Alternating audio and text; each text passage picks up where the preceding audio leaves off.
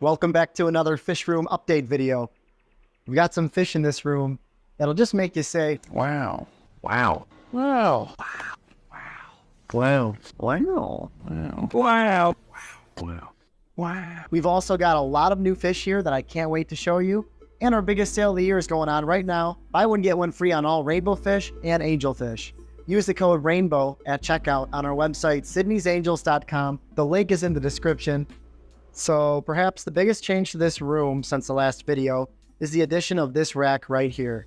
This is going to hold 9 40-gallon breeder tanks, and you can see I already have 5 going. So let's take a walk over here. We'll take a gander at what I got cooking. Really happy with how this is turning out so far. So we'll just start on the bottom, and here is just my Melitania myrici. Beautiful rainbow. These guys are nice and chunky. These are some of the ones I caught out of my 90-gallon community tank. They get this bright pink head on them. They've got some bright pink coloration in the tails, and they get pretty big. I really like them. And this is my first attempt at making my own DIY lid for a tank this big. I usually actually cut glass. This is like a polycarbonate panel I got at Menards. It's pretty thin. So far, I'm a big fan though. Rainbows bump and they jump. So you want to have a tight-fitting lid on your rainbow tanks. This is probably the nicest 40-gallon I have set up in this room right now. All these tanks are still new, so they're struggling with some algae. You'll see a lot of like diatom algae and stuff like that. That's normal. I'm not worried about that. Tanks have to find a balance. Plus, they are kind of overstocked with fish at this point. So these are the Melitania trifasciata Blythe River collection point. And these are actually a rainbow fish that are on sale right now. Probably the most striking thing you're going to see right off the bat is how just dark red they are. Look at those guys. They've got a really deep body shape. They've got that beautiful red coloration. Super dark lateral line. And something really cool about these guys that you don't really experience unless you're doing maintenance on the tank. They've got this deep bluish purple breeding line on the top of their head. That flashes. And when you're doing maintenance on the tank and you look down, you just see a bunch of like bluish purple glowing lines, and it's really beautiful. I can only imagine seeing that out in the wild, how stunning that would be. These tanks are, I'm not going to say aquascaped because they're not, but they're loosely aquascaped. They've just got a bunch of different plants in there. Eventually going to be plants that I can sell. And I'm a big believer of plants being a fundamental part of the filtration. And I also think if you're keeping rainbow fish, they do best in planted tanks. They look best in planted tanks. You're definitely rewarded with better coloration.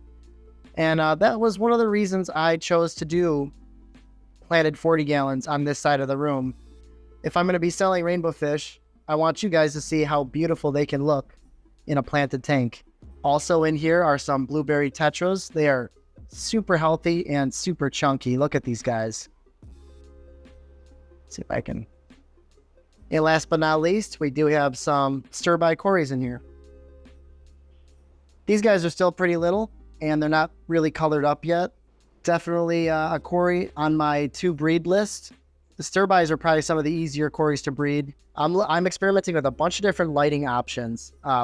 Each one of these tanks has a different light on it. This first tank just has an LED spotlight. It's a 6500 Kelvin, a cool white, and really happy with how this is making the fish look, actually.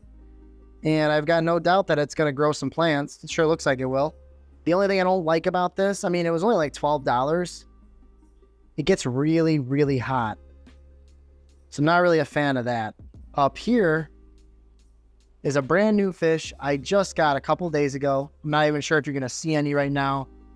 L134 leopard frog plecos. I bought 10 of them from a website called Plecos Plus.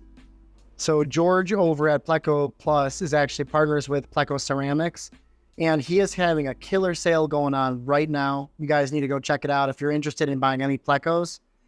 He's got a like fall clearance sale. He's got a bunch of different Plecos for sale right now. You're probably not going to really see him too often. This guy might come out of the cave here. Apparently, these guys like a little more protein in their diet, and they're fairly easy to breed, and he said they grow pretty fast. So I'm excited because this could be a very a good fish to breed and sell online. The pattern and the coloration on them is really cool. And actually, now that I'm thinking about it, this 40 gallon, I'll probably lower the light intensity on it. This is a Night Crew light, a built-in timer. I'm a big fan of Night Crew, actually. For the money, I think they're amazing. I've just got some standard Java fern and Anubias on some driftwood. Nothing fancy or special. I think for these top 340s up here, these two are empty, by the way. I have not drilled these or set them up yet. They're just up there to be out of my way. But I do think I'm going to keep all the top ones clear of substrate, and I'm going to have to pick a species of rainbow fish to go in here. I'm thinking maybe the really beautiful Melitania parva that I've got. I don't think the plecos would mind having some rainbows above them. If anything, having some rainbows above them with some breeding activity could often really help plecos breed as well. This next tank has an absolute truckload of fish in it. They're all the same fish. They're the Chilothrenia alleni wapoga red. These are another fish that are on sale right now. They've been selling like hotcakes, which I don't really know what that saying even means. I don't even know what a hotcake is. Sounds good though. I love cake. Sorry. I'm a little hungry. The red variety has a red stripe on the top of their head all the time, even when they're not flashing. Here's a little stud that's looking really nice right now. It's 11 p.m. at night, so they're not super colored up. That guy looks nice though. A very hard fish to film because they're always moving. These guys are super active. Got more of a narrow body shape, but man, when they fire up, they are a sight to see. They get like this bright, vibrant yellow on them and vibrant red. They look like ketchup and mustard to me, which is kind of weird to think about. I must be hungry. And if you buy these, I'll probably send you a few extra because I've got too many, to be honest with you. There's way too many in this tank. This is the Melitania Kalitawa. These guys are really cool too. You can see I've got my breeders in here.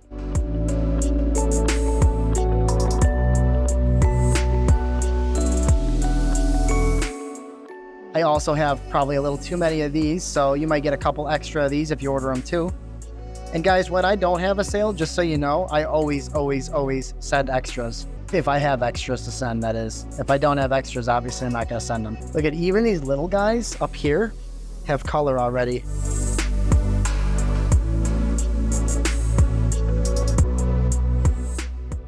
Again, the tank is nothing special. I would like to actually aquascape these tanks and get them set up a little nicer. But to be honest with you, just didn't have the budget to buy more plants and more driftwood and stuff. So I'm working with what I got right now. The important thing is I got more space for these fish to swim around in. So our new friend Emily down in Texas sent us some really beautiful teacup platies. And I am just falling in love with them. She sent us fry, and these guys grew really fast. They're getting super chunky, and I can't wait to start seeing them produce fry. They've got great coloration, great personalities, and they're super chubby, which who doesn't love a chubby fish?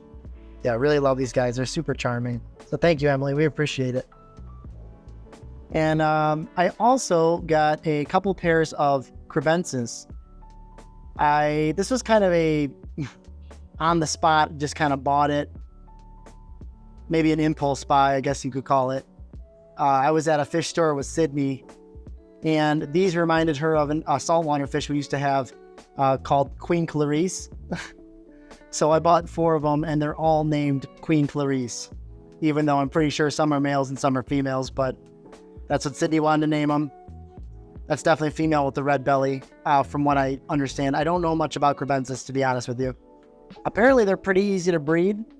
So who knows, maybe if I put a fish tank in Sydney's room, I'll put these guys in there. And I think it'd be really cool to watch them raise a group of fry. So looking forward to that. This is another rainbow fish I just picked up last week. These are the Chilothrenia fasciata Clearwater Creeks. I bought these from Marcel, and if you're a rainbow fish person, you know who Marcel is. Just a great guy. My friend Steve introduced me to him. I've been to his house a couple times, and he sells very high quality rainbow fish. You can find them on Aquabid and Band. You can already see some of the bigger males showing some color. This tank has like really no plants in it, so you're not really gonna get. Oh, that's a nice shot of him right there. You're not really going to see the full coloration of these guys. And 20-gallon high is way too small for 12, young adults of these. So I'll be moving them into a 40. But I was trying to see if I get some eggs out of them. But if you buy rainbow fish from us and you open the bag and you see that they've got like a white lips, that's actually pretty normal. I think what happens is they're bumping into each other or into the bag during shipping. And they just need some clean water, some fresh water changes, and you can give them a little bit of salt and that'll clear up those white lips right away. I do, Marcel taught me, 1 gram per liter. Yeah, 1 gram of salt per liter. I also, with my leopard frog plecos, I also got 6 Wabenmuster plecos. They're a ancestral species. I'm also going to be getting a few from my buddy Steve. So I'll have like a little bit deeper of a gene pool. And I don't see any of these guys. I don't know where they're at. They must be chilling underneath the sponge filter or something. I've got a little bit of footage of when I first plopped them in the tank, but they were pretty stressed. So I don't know if they're going to be showing the best colors. But I'll throw some footage over this right now. But that's another really cool pleco. I've got a adult in my 90-gallon that Steve gave me that I absolutely love. So I'm looking forward to getting these grown up and starting a little breeding colony of these guys. Should be pretty easy to breed from what I hear. And yeah, just a really beautiful like honeycomb pattern on them and a really nice like brown color that I think looks natural and beautiful. So I finally bred the Venezuelan Corridoras. I've been working on these guys for a little bit. And I don't know if it's just because I'm new to breeding Corys, but they seem to be a little more challenging for me. I put a little Eheim skimmer in here to increase the flow. I put a mop right here, although they didn't use the mop, they used the glass. And then I just hit them with some cold water changes when a cold front came in, and then they gave me tons of eggs on the glass. And I don't know, let's say I got 200 fry out of that batch, maybe 100 survived for a while, and then they slowly started dying off from there. Maybe I've got 30 now. So again, I'm a rookie when it comes to Corys. I did breed quite a bit of the Trilineatus, but besides that, this is really only the second Cory I've ever bred. I'm slowly finding out that breeding catfish is super rewarding, something I want to really get into. Rainbows are easy, and it's really fun watching them grow up. But man, when you talk about juveniles and just fry, Corys even the fry are so stinking cute. And let me show you what I mean. I've got some Venezuelan Corridor fry in here. Cory babies are so cute. So I haven't actually officially counted how many I have, but it's probably a decent amount in here. I did have them in a tray, and I noticed once I put them on the bottom of this fry system, they really grew very fast. And I've just been giving them golden pearls and live baby brine shrimp probably twice a day. So the Trilineatus is often sold in a pet store as a Julie. It's not really a Julie. Jordan and I bred hundreds of these and we oversold them, and now we only have a small amount. So we're trying to breed them again, and we had them in a 40-gallon, and we were just hitting them with cold water changes, and that was all we really needed to do. We just gave them a ton of bloodworms and water changes. You talking to me? If Plecos drank coffee, I'd get this guy World's Best Dad mug because he has raised so many batches of babies for me. Hundreds of babies for me. I love this dude. This guy's just the man. He's a gentleman. So try to take really good care of him. Oh, and I'm finally starting to get some babies out of these Friccata. I'm not sure what I was doing wrong. Someone mentioned that sometimes you have to hatch them in salt, so they like salt water or brackish water. I've just been keeping them in fresh water and hatching their babies in fresh water. I pick this up once a day. I get anywhere from 10 to 20 eggs a day with some babies right here. You see these fry already have some color.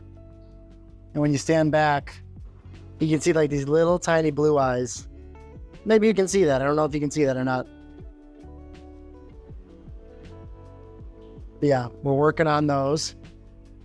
And the gecko rice fish that I was gifted have been breeding quite a bit, and I think they're finally starting to slow down. I know that sometimes these guys can be seasonal breeders, and I actually think it's good to let them take the season off like they're supposed to, let their bodies recover. So these are a bunch of juveniles. I probably will sell most of these. And if you're interested in these rice fish, there's been a lot of people asking about them. You can check the website, and I might have them for sale by the time this video posts. These are the juveniles. These will be the ones I'm selling. It's really cool. Like they're either blue or orange, and they've got some really beautiful spangling on them. Definitely a fish that you want to put in a lower level tank where you can look at the top of their body. And if you live in a warmer climate where you can leave them outside year round, I think you should do that, because that's really where they thrive. Obviously, here in the Midwest, it gets pretty cold outside, so I brought them in. And I brought my pond in too, actually. It's another thing I haven't really shown you guys yet. It's nothing special. I actually want to make a dedicated video on this. And I want to redo it because, like I said, it's nothing special. I've just got a pot of philodendron here that is currently adapting to its water state. I've got water hyacinth, which I think is growing new leaves now. These older leaves, maybe I could pull those off. I'm not sure if that's good for water hyacinth. And when I brought this in, it had a bunch of eggs. I removed all the adults. And you can see I've got some fry in here. I just squirt some baby brine shrimp in here about once or twice a day. But I kept this pond outside. I just literally just kind of threw it together in an hour just to get the rice fish outside. I didn't think it was video worthy, so I never really took a video of it. But nonetheless, I did enjoy it quite a bit. It just wasn't anything special, you know? And I feel kind of weird saying that because to me it was special, but I'm setting this tank up to be a long-term killstream breeding factory because I really like those fish, and I would just like to put them in a lot of my tanks. And sadly, I don't know if I'm going to sell any more of the Rosario LaCourte Bosemani. A lot of these are shipping out this week, and I don't want to oversell these because I need to start breeding more of them. You can see I've got my breeder group in here as well. But my plan for upstairs is to just fill the whole 90-gallon with just this fish as far as rainbow fish goes. So yeah, it might be a little bit until I'm selling these again. Takes a long time to grow them, but in my opinion, they're absolutely worth it. If not, just for the fact that they're a fish that kind of survives Rosario LaCourte's legendary impact in the hobby. These gouramis are all half off right now. They're about $6 a piece for pretty chunky gouramis. My favorite are the pearl gouramis. Nice centerpiece fish for a planted tank. Jordan's favorite are the blue opaline gouramis. Both fish are actually, believe it or not, easy to breed. I've bred all these fish myself. And another upgrade I did to the room was I kind of modified my slop sink to be a little more user-friendly. So in a fish room, you're going to be using a lot of 5-gallon buckets, and you can dump the bucket in the slop sink, but after that, it's really hard to clean it out. So I have a garden hose, and I can spray I can clean stuff out. Let's say this is dirty for some reason, and this is hard to do with one hand, but it's just easier to clean. And the way I did this was, I got an adapter for the actual slop sink faucet. Got a 2-way valve, garden hose valve. On one side, I've got a 3-foot stainless steel hose going to just a standard garden hose spigot. And on the other side, I have a regular faucet. But what's so nice about this is I actually put an aerator on it as well. So it doesn't just come flying out and splashing everywhere. It's actually a very controlled stream. You can control the temperature of it. And you can modify this however you want it. Maybe you could put, you know, if you use your own tap water, if your tap water wasn't liquid rock like mine, maybe you could use this attachment for your Python. And then you can use this attachment to wash stuff. Maybe you can put a quick disconnect right here, pop this off, pop your Python on it. That's another option. So if you're interested in any of this stuff, I'll leave the links to all this in the description in case you wanted to modify your slop sink. But that's definitely something that I thought was very, very cool. Other things I'm doing to the room right now, I'm keeping some plants alive for the mother-in-law. This lemon tree looks like it's about to die, but I think it's actually doing fine. It's in a little bit of shock from coming inside. I've kept it alive down here last winter, and it did the same thing. And then when you bring it back outside, it starts to thrive. I don't remember what this plant is, but it gets some really beautiful flowers. But anyway, I got a cord reel I'm really excited about. It's got 3 outlets on it. They're all kind of offset from each other, which is a handy little feature. Got a light in there. I don't remember how long this cord reel is. I want to say 20 feet, maybe. I don't know. I don't remember. But it's a cord reel. Not really sure where I'm going to mount it. What's nice about it though is it swivels, and you can mount it on the ceiling, or you can mount it on the wall.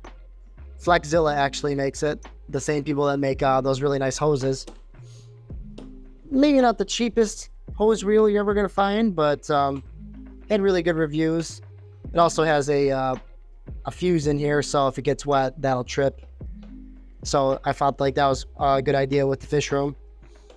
And I think that's going to be handy because eventually all these walls are going to be covered up here, and it's going to be really hard to get to outlets. I do have some outlets in the ceiling. I still have to finish. I'm lazy, but I might put this on the ceiling, and then whenever I'm vacuuming or I need to use something that I need to plug in, I just pull it down. You know, I've got power right there. So that's something that I'm excited about. Also, I've got this, just standard white plastic table here. I'm actually gonna build a workbench in the middle here. I'm gonna put it on metal caster wheels so that I can move it out of the way when I'm bringing tanks in and out of here. And I think what I'm gonna do is build it high enough so that I can fit this underneath it. So if you can kind of imagine, this cart is gonna slide underneath a custom built workbench. And the workbench is going to be set up for storage. Not sure what I'm going to store in it yet. Maybe some hardscape material, or maybe some just bits and bobs that I'm going to need for breeding. But just something a little more permanent than this, where you don't have to look underneath it. It's just a little more classy looking. Also for this room, I'm going to be putting some shelving up right here. Nothing crazy, maybe just some 1x6 boards on some metal braces. And here, I was originally going to do 2 more 75s, but now I'm starting to wonder if maybe I might change my mind. I've been thinking about maybe doing 20 longs here. I think I can fit 2 20 longs side by side, maybe 3 or 4 high. And if I did that, maybe I could use those to breed Corys in. So I don't know, I'm kind of interested in your input. Please let me know. This space is about 4 feet long. What would you do with this space? I've got the drain pipe behind it, so I could put tanks here. That was my original intention. I really do want to maximize the amount of tanks I can fit in this room. So I knew I wasn't going to put tanks here this year, so I just put some plants there instead. What would you do? Would you do 2 75s? Would you do 20 longs? Or another option I've been kicking around, 10 gallons are great. Would you do more 10 gallons? Because those are always really flexible and easy. So I would appreciate your input on that. This isn't done yet. And I will say, maybe we'll end the video here with me just letting you know that this room is a work in progress. I have a lot to do still, but I'm also the man of the house here, and I have a lot to do around the house as well. So my goal for this year is to finish this wall. If I finish this wall this year, I'm happy. I'm not going to worry about the back wall here. That's eventually going to be probably 15, 20 highs. None of these are drilled right here. I'm not going to worry about that this year. Right now, what I'm focusing on is getting the last 4 40 gallons in this rack here. And then there's one more 10 gallon, well, 2 more 10 gallons I got to put down here. I broke one of them, so I got to go buy another one. I just want to end this video by saying thank you so much for all the subscribers out there that are watching these videos and leaving nice comments. I get a lot of really nice emails too. And honestly, I've been getting a lot of orders on the website. And guys, I'm so grateful for that. The whole reason I'm doing this is I really do think that these fish are amazing, and I want to get them out into the world because a lot of rainbow fish are endangered, if not extinct. So I want to get these into as many homes as possible. I also want to take my family on as many badass vacations as possible. This hobby's been great for my sobriety, so it's a win-win-win-win-win for me. But I had no idea that I would see the YouTube channel grow as much as it has. And I had no idea that I would see the website grow as much as it has. And I have no one to thank but you. So thank you so much for all your support, all the comments, all the emails, all the fish you guys send me. Really has been an absolute joy. I just can't express my gratitude enough. Thank you so much. I really appreciate you. I hope you're all having a great week. I hope you all had a really fun Halloween. And I will be trying to post more content soon. Life has just been crazy. I'm a full-time daddy, full-time fireman, heavily involved with my union, and we're facing some pretty big issues right now. So that's been taking up a decent amount of my time. Also, just trying to balance this hobby with work and home life. So appreciate your understanding. I know I post about once a month. I'd love it to be once a week someday. Thank you, guys. I'll talk to you later. Have a great one. Bye. I almost forgot to tell you guys, my L181 peppermint plecos are going to be on sale. I'm taking $5 off the price, $15 a piece. I think for the how healthy they are, how chunky they are, that's a bargain. So if you'd like to start your own breeding colony, citiesangels.com, baby.